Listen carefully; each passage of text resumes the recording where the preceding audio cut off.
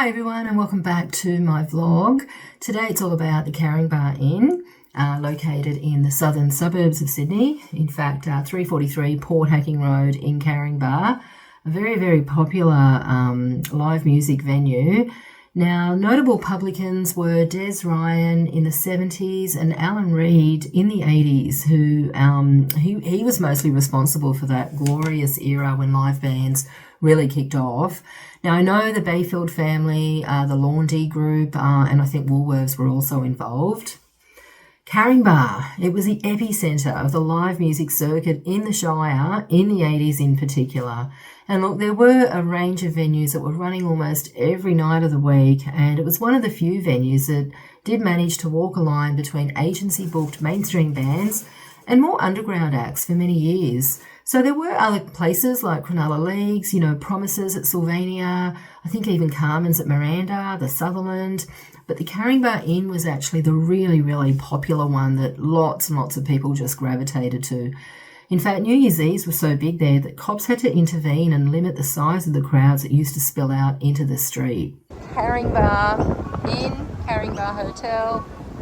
Looks like I found it. Looks like I found some old photos. There's one of Peter Garrett, Midnight Oil, and it just looks like there's quite some history here. Fantastic photos.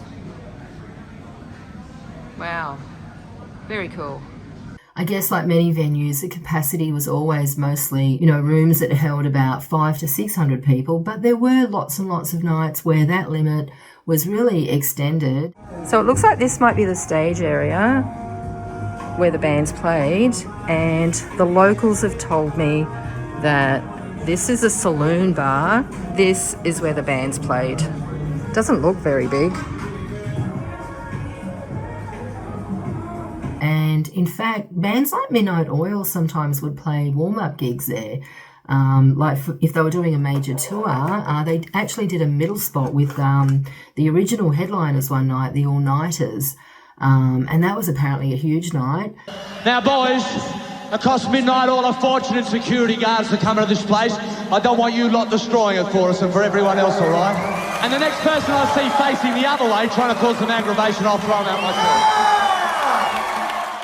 Also, there was a surprise night where they were advertised as Terry and the Teabags before the Radiators came on. So, yeah, what great times for punters back then. I think that might have been about 1984 or 1985. Now, the interesting thing about the Caringbah Inn is, as I said, the amount of underground acts from the inner city who actually, were able to sort of break through finally into the suburbs in that first half of the 80s. Bands like the Sunny Boys, Screaming Tribesmen, Died Pretty, Ed Cooper, bands like that. And look, the Shire people did have a reputation for not leaving the Shire. It was well deserved, I guess, because that live music circuit at the time was so busy during that sort of second half of the 80s that you could actually sit back and wait until anyone came or that you wanted to see, came through. Now, there was some controversy at the Caringbah Inn where, look, it involved, police demanding kind of $30,000 in bribes from publicans. Look, I don't know. I kind of feel that, poor Alan Reid might have been under pressure if it is in fact true.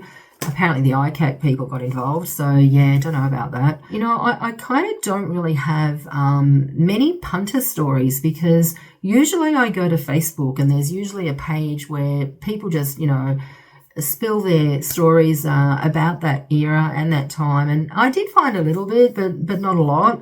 So all I guess, I can say is that the important story here is how incredibly vibrant that scene was. And the Caringbah Inn was one of many in Sydney in particular where, it was just one of a kind, really. That era was just something that I don't think will ever come again. I guess, look, late 70s up until about, I don't know, maybe the mid-90s.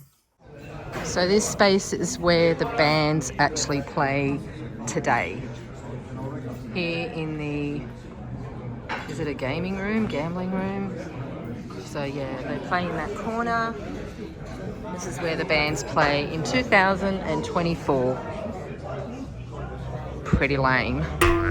I was lucky enough to interview and chat to Randall Waller, guitarist, vocalist, producer, engineer, and just a fabulous bloke. You look gorgeous.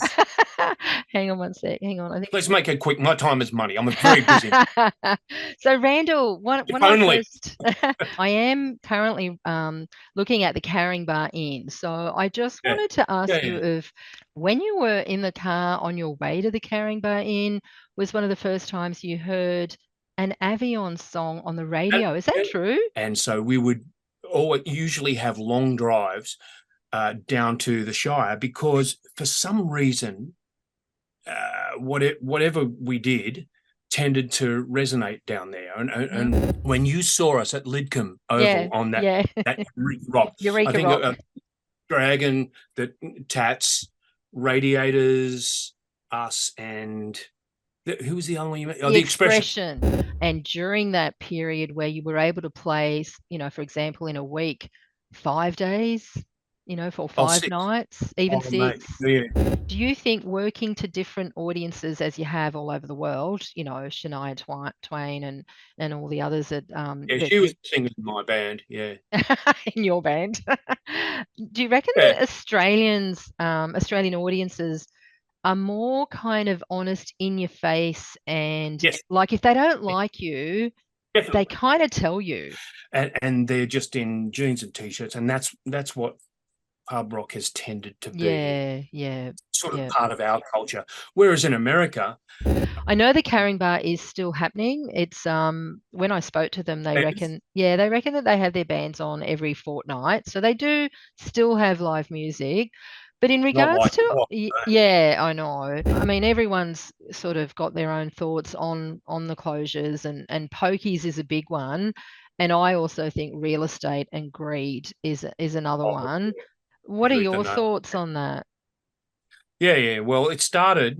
I want to bring up your new album because I've heard it this week, and I just think it kicks ass.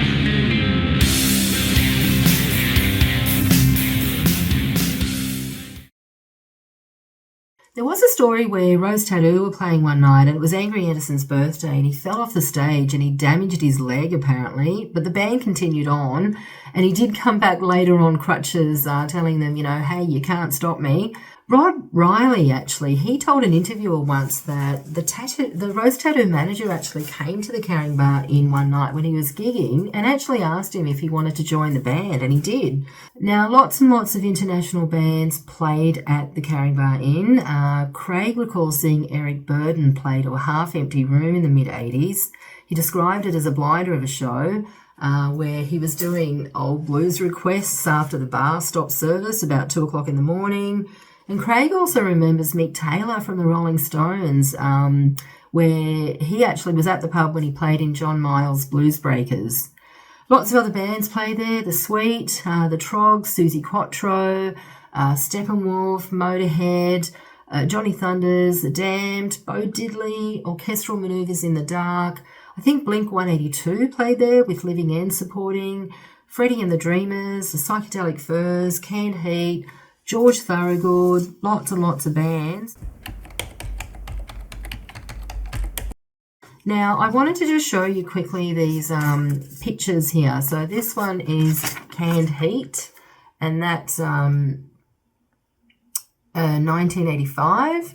Also, Bo Diddley. This is an article that talks about Bo Diddley being at the Caringbah Inn. Motorhead, that was September 1984. This is an article from Stuart Koo in 1982 about the Trogs. Also, I found this with Orchestral Manoeuvres in the Dark, September 1984. Lots of others, but, you get the idea that lots of bands that you wouldn't have thought would play at these small venues did actually play there in the 80s. So, yeah, good times. Some other bands that I wanted to talk about were the Australian bands. So I did find lots and lots of advertisements. This is March 1981, and it's Mental as Anything. Broderick Smith, at the Caringbah Inn. Marsha Hines and Doug Parkinson, they were there in September 1984. Screaming Tribesmen, Freddie and the Dreamers, the Hummingbirds. I found this one. This is really cool. This was 93. Richard Clapton and Goanna in 1986. I found that. Look at that old gig guy there. Who are the Saints? I found this. This is October 86. And it's with Der Straße supporting. Wow, that would have been cool. Also, I found lots of these ones. Now, this one is Candy Harlot, Stormy Monday, Swing Shift. Actually, I've got a picture of Dave Leslie from the Baby Animals when he was in Swing Shift. It's a really cool picture. Ed Cooper, Lime Spiders, Boom Crash Opera. Again, Spy vs. Spy, Mondo Rock, the Sunny Boys in December 88 this was. The Ups and Downs, the All-Nighters, Johnny Diesel and the Injectors, the Mallee Stick Band. I love Mallee Stick. He's such a great blues player. The Machinations, the Psychotic Turnbuckles. They're on this one. This was 1988, this one. The Divinals, this is 1988 as well. Oops, is that upside down? No. Venetians, Gold Zeppelin as well. The Johnnies, Stevie Wright. And this one is 1988. So X, again, Enormous Horns, Mallee Stick. Yeah, lots of really cool bands. Here's one of Matt Finish and the Screaming Jets. That was about February 91. I only have a couple of street press ones. This one here.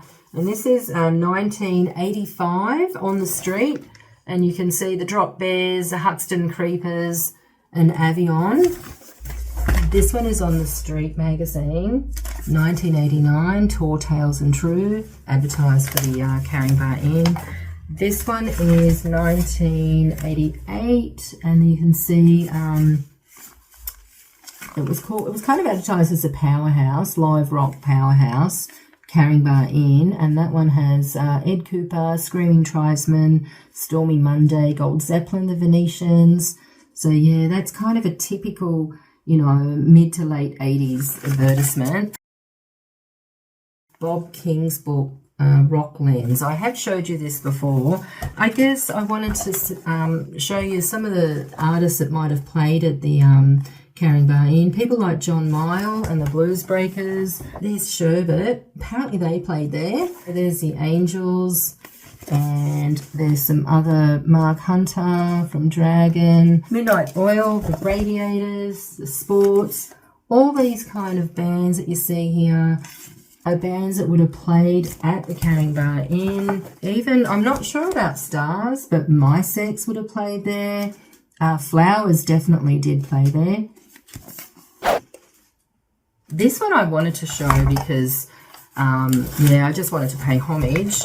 Jimmy and the Boys, you know, Ignatius Jones, what an absolute legend. And again, you know, all of these sort of black and white pictures that you see here of the bands that Bob photographed during his, his career. Other bands like the Celibate Rifles, Cold Chisel, the Deltones, Def FX, Do Re Mi, NXS apparently were there in the early days, Flaming Hands, Hoodoo Gurus, John English, Kevin Borage, The Lonely Hearts, Moving Pictures, the Meanies played there, the New Christ, Paul Kelly, the Porkers, the Reels, the Radiators, She Had, Swanee, the Screaming Jets, Stormy Monday, Tumbleweed, Vicky O'Keefe, Johnny O'Keefe's daughter, apparently she played there a lot. The Singles played there, You Am I, and the Zazoff Brothers. Now, I also wanted to show you this book. It's Ron Clayton's It's a Roadie's Job. So he says that in 83 and 84, Ted Mulry Gang played at the Caringbah Inn, and there was one night where they did a set, and they did this medley of Resurrection Shuffle and Baby Please Don't Go. Now, a short guy with long hair and a blue singlet wandered up to the front of the stage yelling, "Hey, it's about time you played something decent. AC/DC rules." Now, during the break, Ted Mulry, Les and Ron were sitting out the front entrance having a drink with the guy, and other than them, not one person realised it was actually Malcolm Young.